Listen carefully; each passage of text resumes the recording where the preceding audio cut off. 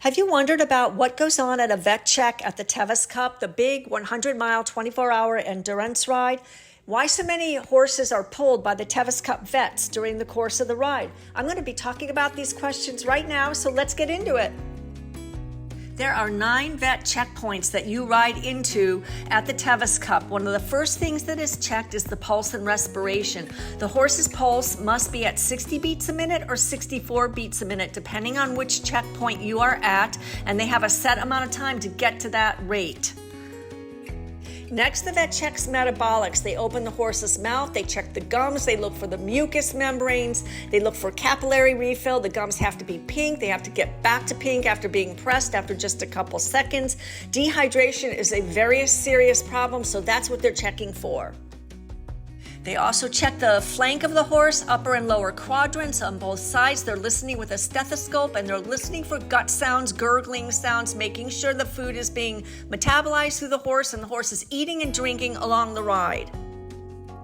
The next category they look at is muscle tone, muscle cramping, and lameness. They're going to palpate the entire horse, the back, the thigh area, down the legs, and check for all of the muscles to be supple. The rider's going to trot the horse out and back, and the vet's going to observe for lameness, head bobbing, anything that shows that the horse is off or lame.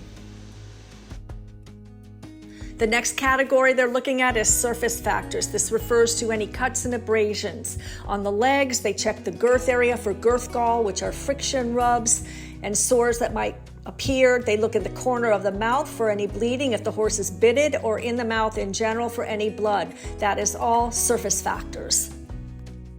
The next category of pulls that you'll see is rider options. This is where the rider pulls themselves and their horse out.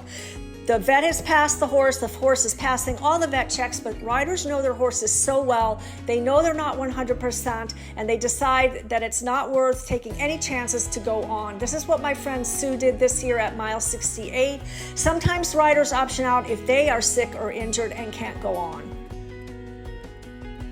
The reason there are so many pulls at the Tevis Cup has to do with the size of the ride, but it's also due to excellent vetting. The vets at the Tevis Cup are amongst the most experienced endurance veterinarians in the country. They are there for the welfare of the horse. That is their most important job at that ride, is to take care of the horses.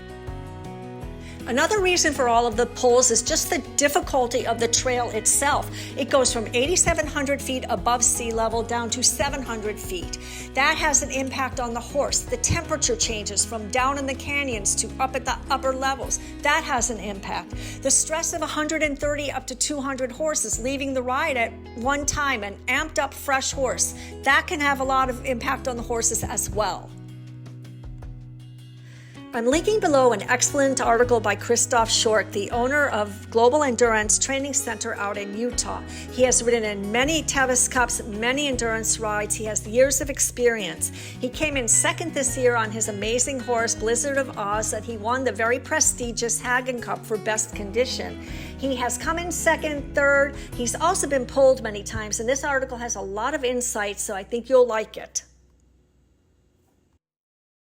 The best way to see what vets do is to volunteer to be a vet scribe at an endurance ride. You can do that at the teviscup.org or the American Endurance Riders Conference, which are both linked below.